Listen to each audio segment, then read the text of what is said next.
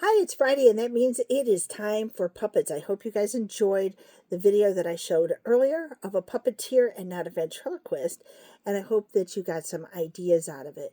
I'm going to be looking today at some brief history, and then we are going to talk about why puppets and a few places that you can get puppets.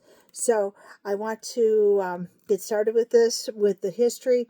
The first known puppet show was performed in Greece in the 5th century BC, and it was called a pantomime, which comes from the Greek words all and mimesis, meaning imitative behavior. I think this is really cool because this actually took place at the Theater Dionysus, and my background is theater. I have a postgraduate degree in regular theater and a second postgraduate degree in creative drama. So one of the things we studied in creative drama was puppetry, and then I combined it with all my history from my other degree, and I guess I'm supposed to be really smart or something.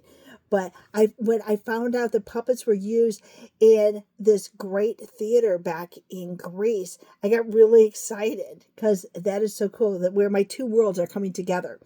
The word puppet actually comes from the Latin word pubis, which means little girl. And the puppets were originally used in religious and ritualistic dances.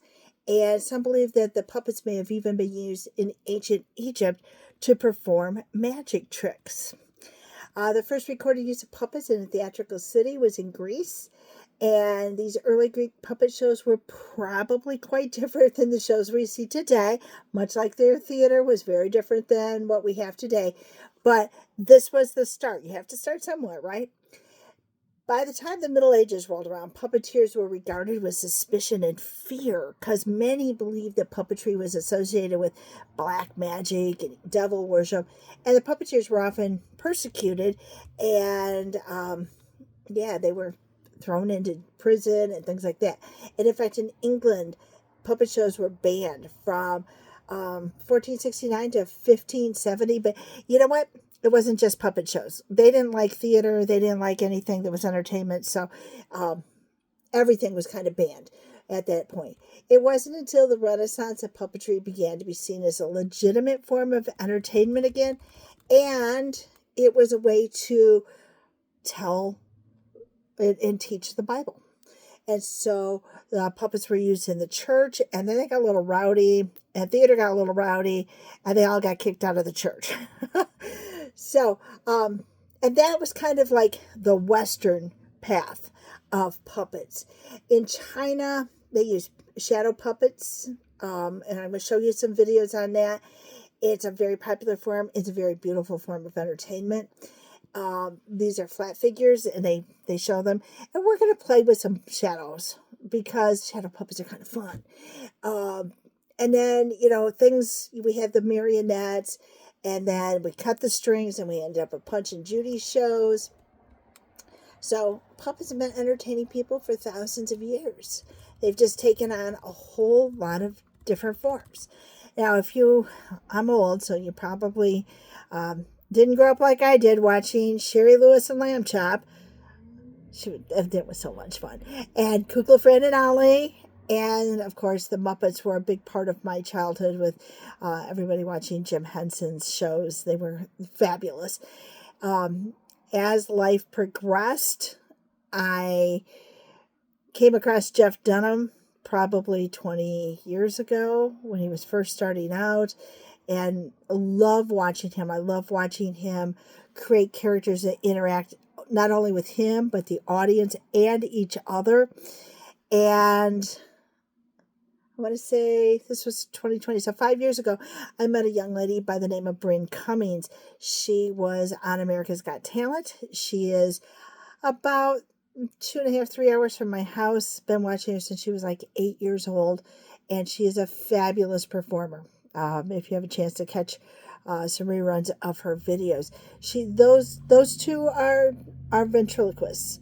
I'm not teaching ventriloquism because I can't do it real well, and that's okay because a puppeteer is different than a ventriloquist. And it's okay if your mouth moves. In fact, one of the most famous ventriloquists was Edgar Bergman. And you know what? his mouth moved. But it's the selling of your puppet and the believing that your puppet is real.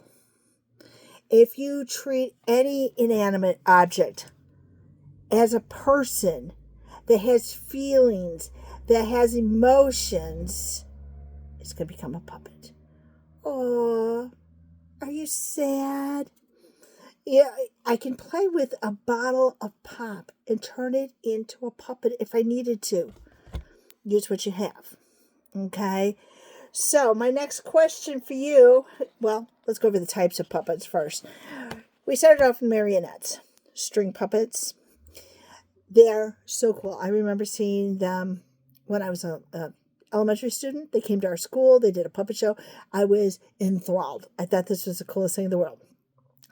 We talked briefly about shadow puppets from China, finger puppets, hand puppets, glove puppets, rod puppets, ventriloquism puppets. Bunraku is another type. We have the giant puppets. We have miniature puppets, and the list goes on and on. So my question for you today is, why are you going to use a puppet? Are you going to use it as a parade prop? Are you going to use it as a sidekick? Are you going to use this puppet as a bit in a show? Okay, you need to know your reason for doing that.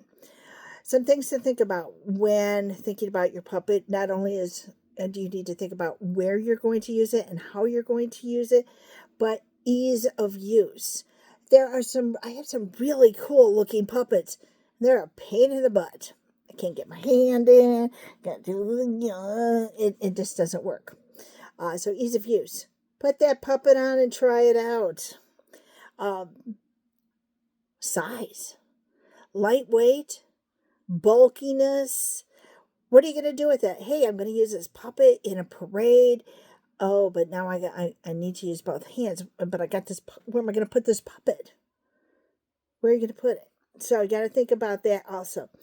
And you have to think about cost. Puppets can be very economical to very expensive. We are going to make some puppets. I'll show you how to make these little guys. These are my favorites.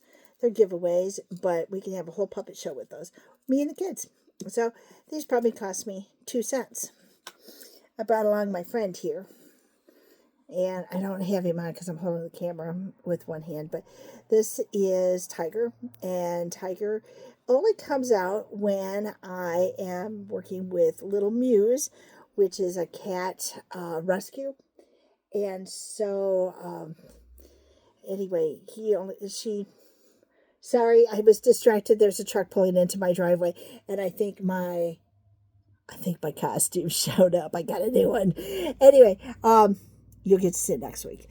Anyway, I only use Tiger when I'm working with the Little Muse people, or if I'm going into an area where I might have some kids that are afraid, because Tiger's very soft and very quiet. I mean, come on, she's cute. But I'm not using her in a parade because she's bulky. I have no place to put her. And you don't want to just lay her down. They look dead. So always put your puppets away where the kids can't see them. Otherwise, they're laying there and they look dead. So you don't want to do that. Okay. So you want to think about prices. Don't invest a lot if you're not going to use them.